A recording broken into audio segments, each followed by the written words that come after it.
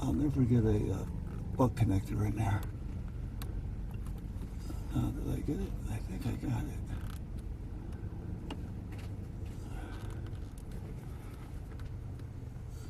Looks like I got it. Yeah. I'm not going to know until I put the flashlight up in there. Oh, the back. Yeah, ripped the nail, so I gotta get that out of the way. Okay. So the white wire goes up underneath there. Okay.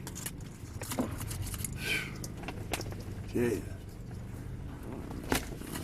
Let me get it up behind it because that's the way I want to take it. No, wait, this one's got to go this way. Okay. Where to go? There it is. Now this one I'm going to have to solder.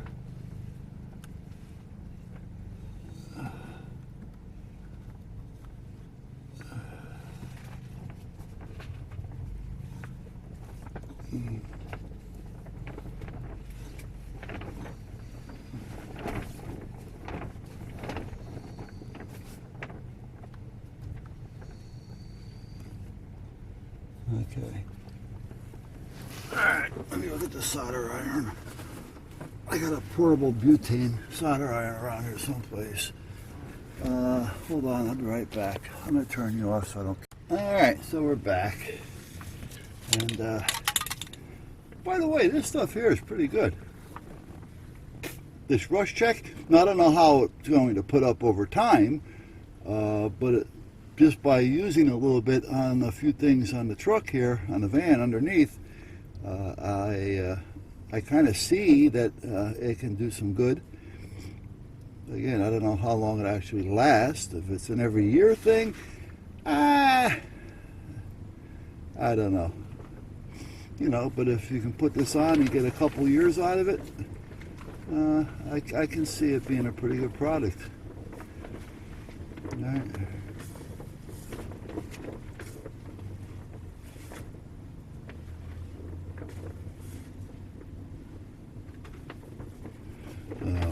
But meanwhile, put that there for now.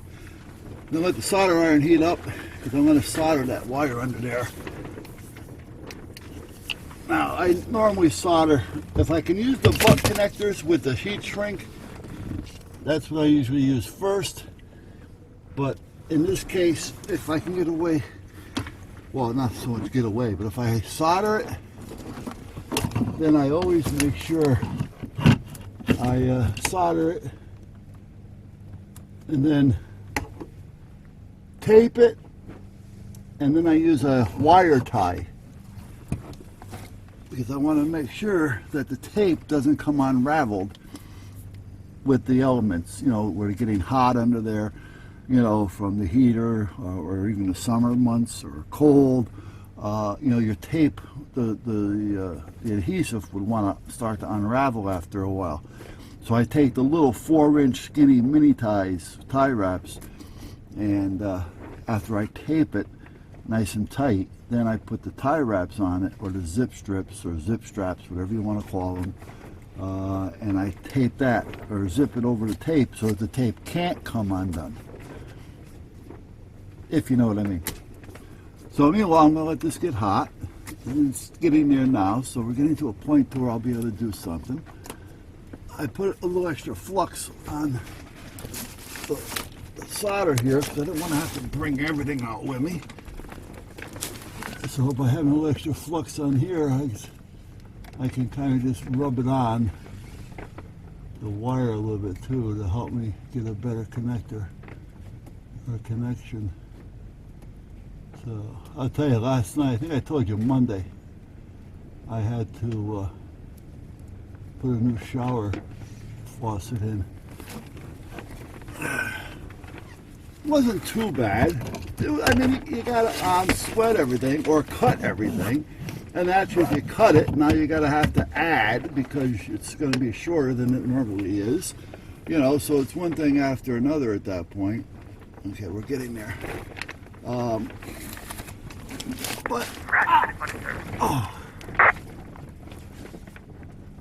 But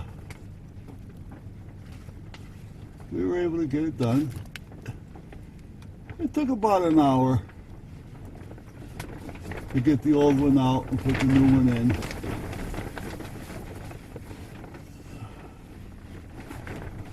You know, by the time you cut it, and then you gotta naturally you gotta make more.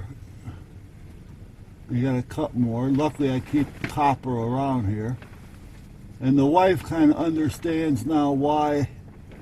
When I go to Home Depot, I buy 2, 3, or 4 things, or in this case with copper fittings, sometimes they'll come 10 in a little bag, so I'll buy 10 of them. And now she kind of sees why, because I mean, sometimes when you're doing this, you never really know what you're going to need until you get into it. So it's good to have this stuff around. Otherwise, I'd be going back and forth to Home Depot, and our project would end up taking me. Where's the other plug here? Is this it? Yeah. An hour project would have ended up taking me 3 or 4 hours, because I gotta keep going back and forth to Home Depot.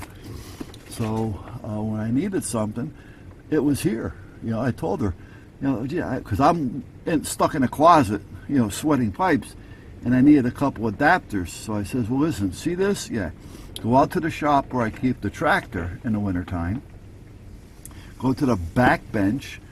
You'll see a big white, you know, 15 by 15 or so, 5 or 6 inches tall tray of sort with a lot of brass fittings in there. Just bring it in, you know. And she brought it in. I said, okay, now let's find one of these. And she's going through it, and she says, okay, I got it. Now I need a couple of barrel connectors, because I got to put 2 straight pieces together. Oh, okay, now I need a couple of elbows, but they got to be the same size on both ends. You know, so okay, you know, so I have it there. Now she's starting to realize, you know, why when I go to the store I buy this stuff, because I'm not going to keep running back and forth. You know, so I think I've told you a few times about some of the clowns that we used to get in West Marine. Okay, so the violet with that one is done. Let me get up. Okay. We used to get people that would come in there, sailboaters especially. Come on, guys, you really got to smarten up. You know, they'd come in there and buy 9 screws because they need 9 screws. You know, and the screws are like 7 cents a piece, so we're not talking a whole lot of money here. So what do? They buy the 9 screws that they need. 2 hours later, they're back to the West Marine. Now, we're talking 10 to 15 minutes to get there from the marina that they're at. Time to come in and get it and go through the register. 10 or 15 minutes to get back. Then to get back on the job to do what you were doing. You know, you're blowing an hour because 7 cents. You know, you're working on a boat, for crying out loud. You know, things are going to fall, and you're probably not going to retrieve it when it does fall. I mean, even when you're working on a vehicle, you drop a screw, you lose it. You could take more time trying to find the damn thing than it would be if you bought an extra half a dozen screws. Now, if they're $1 a piece, naturally not, but gray and yellow. So here we go again. So the green wire goes to the lock. I thought I did that one already.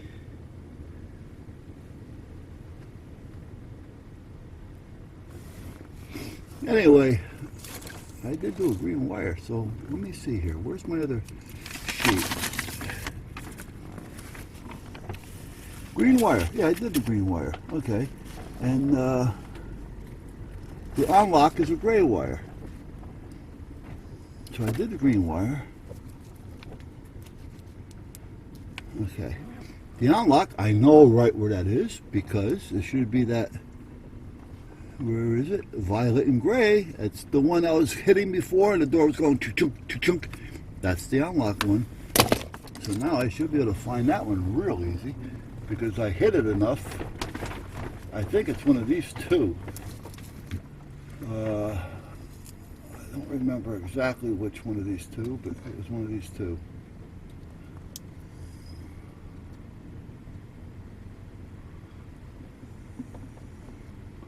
That's not it. Let's try this one. Come on, get my hand in there.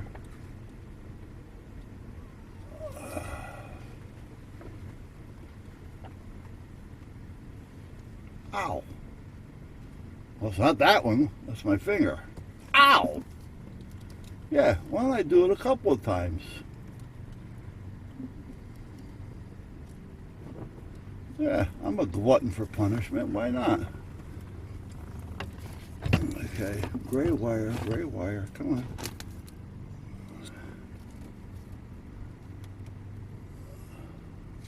That's not it. I knew that wasn't it. It's got to be this one. Doesn't have to be, but let's hope it is. No, not that one. Okay, come on. No, I heard it before. Remember? It was going chunk chunk.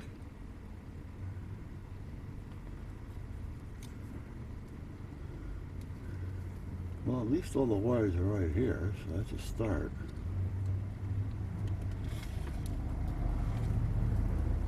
Alright, let's find out where it was. Got every gray wire in the book right here.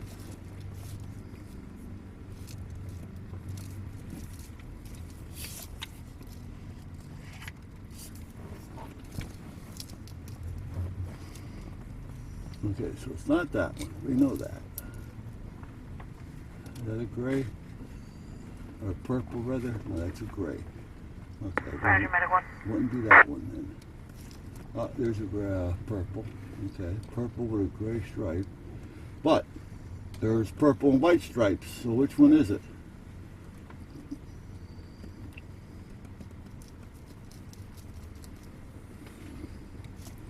It's not that one. Okay, come on. We've been here, done this before. Is that a purple or is that a white? I can't tell you. Nope. I thought I tried these two. I thought it was one of these two to start with, but apparently not.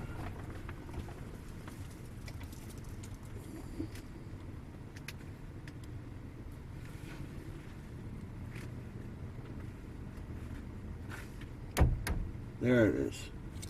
Okay. So that's the one right there. So let's get the strippers. Oh.